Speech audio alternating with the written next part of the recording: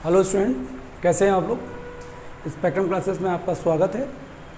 आज की क्लास में हम लोग जो हमारा चैप्टर 10th क्लास का साइंस का चल रहा है एसिड बेस एंड सॉल्ट, अम्ल क्षार व लवण, उसकी आज 4th क्लास है। आज की क्लास में हम लोग हमारा फर्स्ट क्लास में एसिड बेस अम्ल क्षार हो गया, फिर हम लोगों ने दूसरी क्लास में एसिड बेस की भौतिक और रासायनिक गुण पढ़ लिए थे, हम लोगों ने रासायनिक गुण पढ़े थे। और आज की क्लास में हम लोग पढ़ेंगे अम्ल क्षार के बाद जो नेक्स्ट टॉपिक आता है लवण, तो हम इसमें पढ़ेंगे सॉल्ट और टाइप ऑफ सॉल्ट, लवण और लवण के प्रकार। ठीक है, तो आज की क्लास में हम लोग लवण स्टार्ट करते हैं। लवण किसे कहते हैं? इंग्लिश में बोलते हैं सॉल्ट। What is salt? लवण क्या है? ठीक है, तो जैसे एसिड, और मैंने केमिकल प्रॉपर्टीज में सिखाया था कि जब एसिड, अम्ल, बेस, क्षार से केमिकल रिएक्शन करते हैं तो लवण और जल बनता है, और इस अभिक्रिया को उदासीनीकरण अभिक्रिया कहते हैं। केमिकल प्रॉपर्टीज में इससे पहली वाली क्लास में ही है कि अम्ल और क्षार की उसकी क्रिया से लवण बनता है, और उस क्रिया को उदासीनीकरण अभिक्रिया कहते हैं। तो लवण की परिभाषा यही है, ठीक है, कि अम्ल व क्षार की उदासीनीकरण अभिक्रिया के फलस्वरूप बनने वाले पदार्थ को लवण कहते हैं। एसिड और बेस की जो न्यूट्रलाइजेशन रिएक्शन होती है, तो न्यूट्रलाइजेशन रिएक्शन के बाद जो नया कंपाउंड बनता है उसी को हम लोग लवण कहते हैं। ठीक है, अम्ल और क्षार की उदासीनीकरण अभिक्रिया के पश्चात बनने वाले नए पदार्थ को लवण कहते हैं। फिर से याद कर लो, अम्ल और क्षार की उदासीनीकरण अभिक्रिया के पश्चात बनने वाले नए पदार्थ को लवण कहते हैं। फॉर एग्जाम्पल NaCl है, KCl है, CuSO4 है, सोडियम क्लोराइड है, पोटेशियम क्लोराइड है, कॉपर सल्फेट है। दे आर सो मैनी, बहुत टाइप के होते हैं, कुछ मैं आगे डिस्कस भी करूंगा, तो आप इनके नाम खुद लिख लेना, मैं केवल फॉर्मूला लिख रहा हूँ।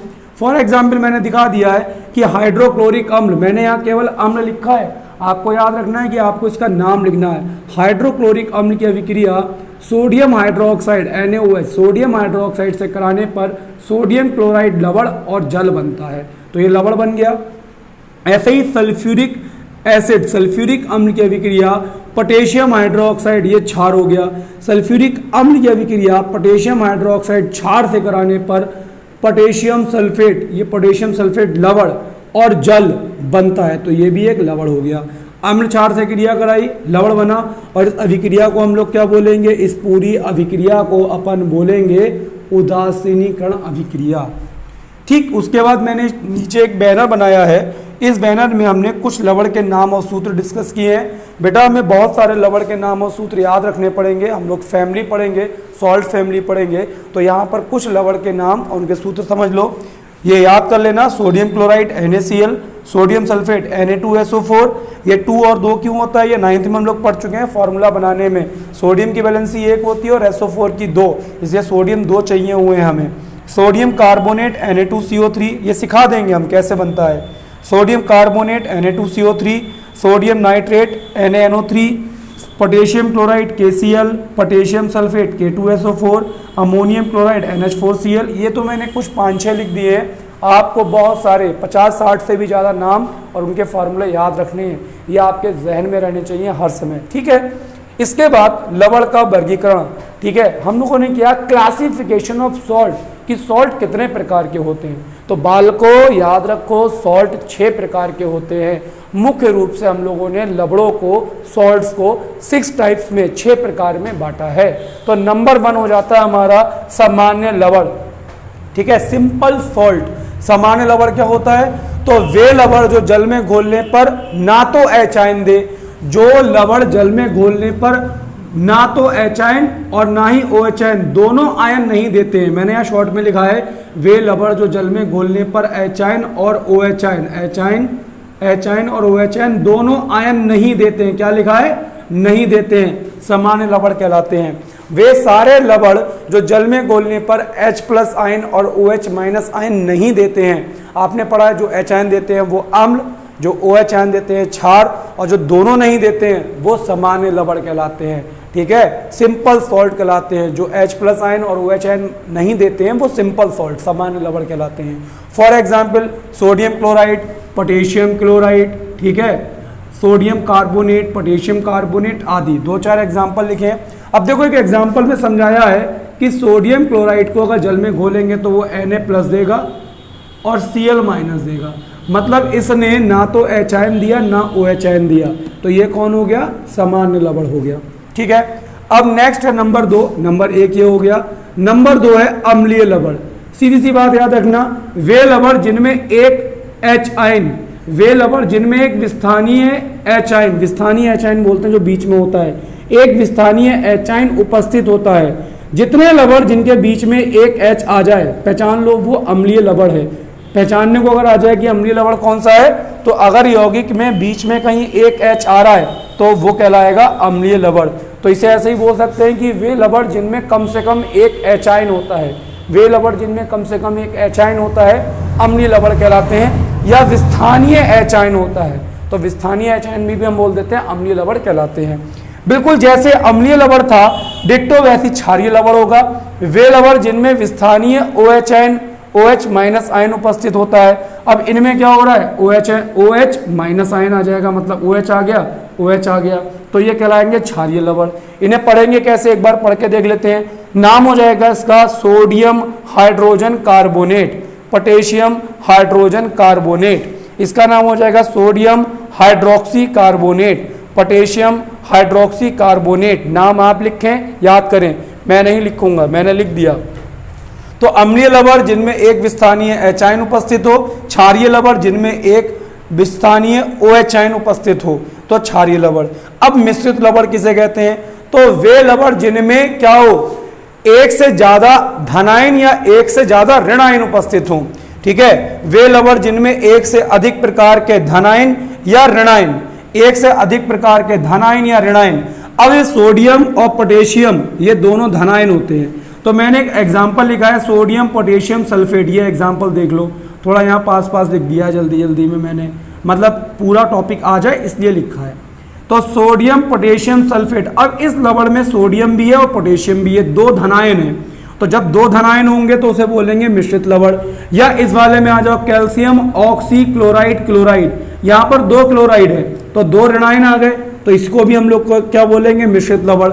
मतलब वो लवण जिसमें एक से ज्यादा धनायन या एक से ज्यादा ऋणायन होंगे वो हमारा कहलाएगा मिश्रित लवण। यहाँ पर दो क्लोराइड, दो ऋणायन है, एक ऑक्सीजन है और एक क्लोरीन है, ये दोनों ऋणायन है, अलग अलग ऋणायन है। और यहाँ दो धनायन है, एक सोडियम है एक पोटेशियम है। तो जिन लवणों में दो अलग अलग धनायन हो या दो अलग अलग ऋणायन हो वो कहलाएगा मिश्रित लवण। तो वे लवण जिनमें एक से ज्यादा धनायन या एक से ज्यादा ऋणायन उपस्थित होते हैं मिश्रित लवण कहलाता है। याद कर लेना एग्जाम्पल के साथ। द्विक लवण, द्विक लवण वे लवण जो दो समान लवण, जैसे ये समान लवण था, तो अगर दो समान लवणों को मिलाकर इनका क्रिस्टलीकरण किया जाए तो जो नया लवण प्राप्त होता है उसे द्विक लवण कहते हैं। अब क्रिस्टल आपको परिभाषा में ऐसे लिखना है कि जब दो समान लवणों को मिलाकर इनका क्रिस्टलीकरण किया जाए तो जो नया लवण प्राप्त होता है उसे द्विक लवण कहते हैं। ठीक है, फॉर एग्जाम्पल फिटकरी, फिटकरी फार्मूला फिटकरी का इंपॉर्टेंट है, याद कर लेना। K2SO4 Al2SO4 का whole thrice dot 24H2O 24 water, ये फार्मूला आप लोग रट्टा मारे, K2SO4 Al2SO4 का होल थ्राइस डॉट 24H2O। फिटकरी, फिटकरी एक द्विक लवण है। अब इसमें मैंने बोला था, मैंने क्या परिभाषा बोली थी, वे लवण जो दो समान लवणों को मिलाकर क्रिस्टलीकरण करने पर प्राप्त होता है द्विक लवण कहलाता है। तो ये द्विक लवण में क्रिस्टलीकरण क्या है, तो जब हम समान लवणों को मिलाएं, उनका विलयन बनाएं, उस विलयन को गर्म करें, फिर गर्म करने के बाद अगर हम उसे खूब ज़्यादा ठंडा करें मिलाने के लिए तो इस और क्रिस्टल बना ले, उनके ठोस ठोस क्रिस्टल बना ले, तो ये पूरी घटना क्रिस्टलीकरण कहलाती है। आप लोग क्रिस्टलीकरण अभी नहीं समझना है, ये फर्स्ट ईयर में आएगा तब समझना है।